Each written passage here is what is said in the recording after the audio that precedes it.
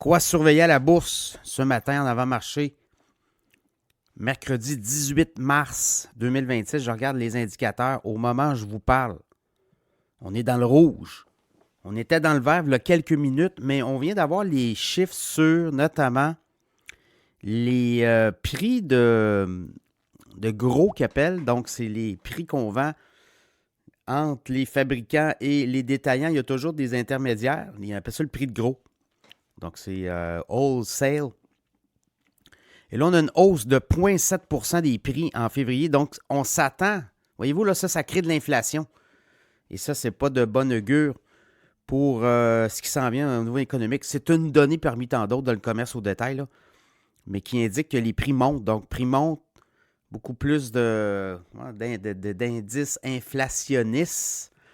Donc, voyez-vous, les marchés vont avoir à digérer ça aujourd'hui.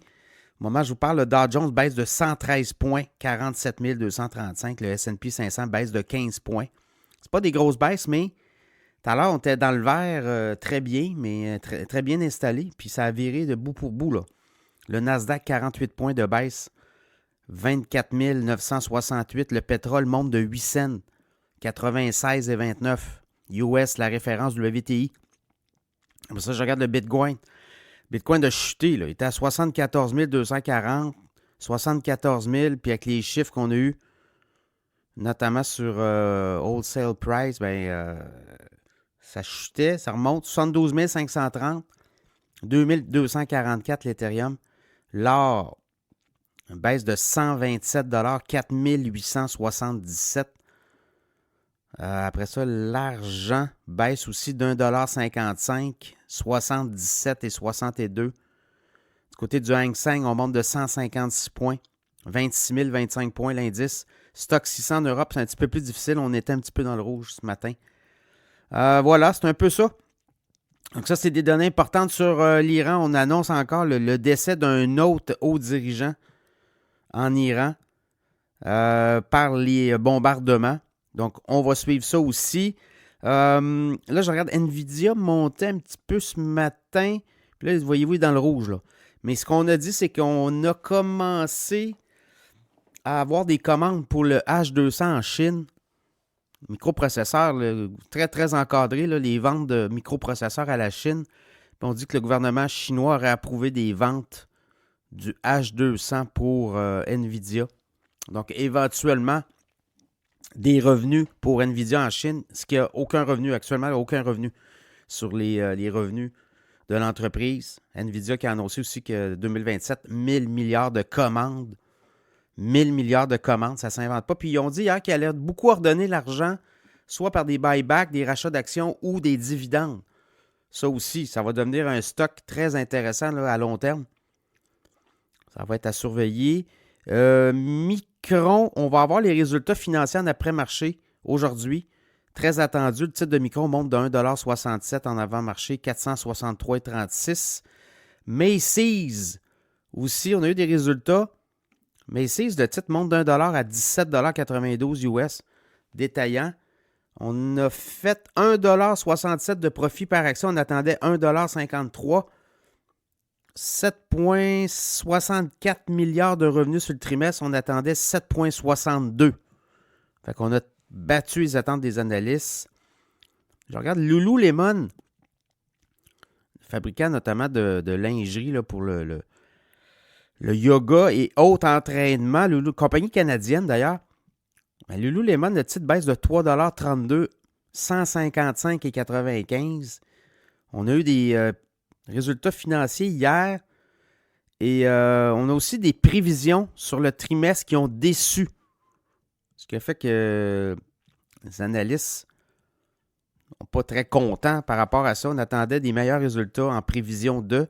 Fait que ça a comme donné un petit coup. Ça donne un petit coup sur le titre ce matin en avant-marché. Sinon, là, je regarde la SEC qui confirme qu'on étudie la possibilité d'offrir aux entreprises à la bourse de émettre leurs résultats financiers seulement aux deux trimestres, là, c'est-à-dire au semestre. Donc, actuellement, c'est au quart, donc aux 3 mois. On a les résultats financiers, les earnings arrivent aux 3 mois. Donc, le premier trimestre, janvier, février, mars, on a toujours les résultats financiers qui rentrent au 15 avril, à peu près autour d'eux, là. Mais là, ce qu'on regarde, possibilité d'avoir les résultats financiers seulement au semestre, donc 2 fois par année.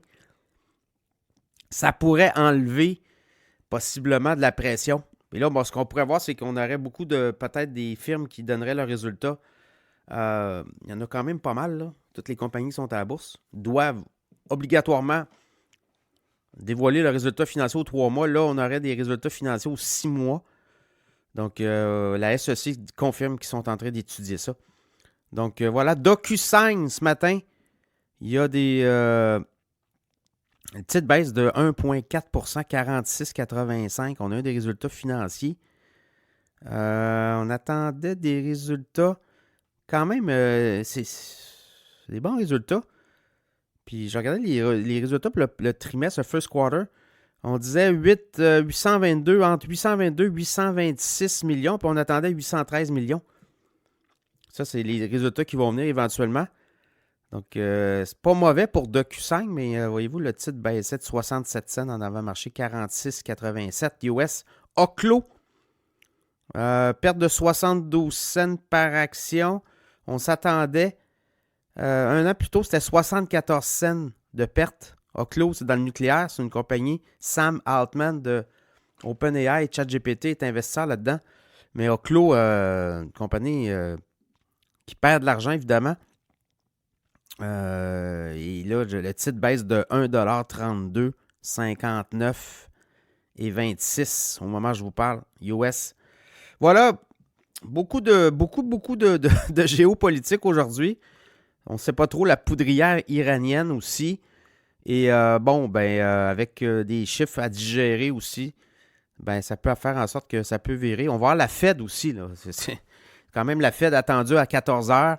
On a la Banque du Canada à 10 heures. Ce qu'on comprend, c'est qu'il y aurait statu quo des deux côtés.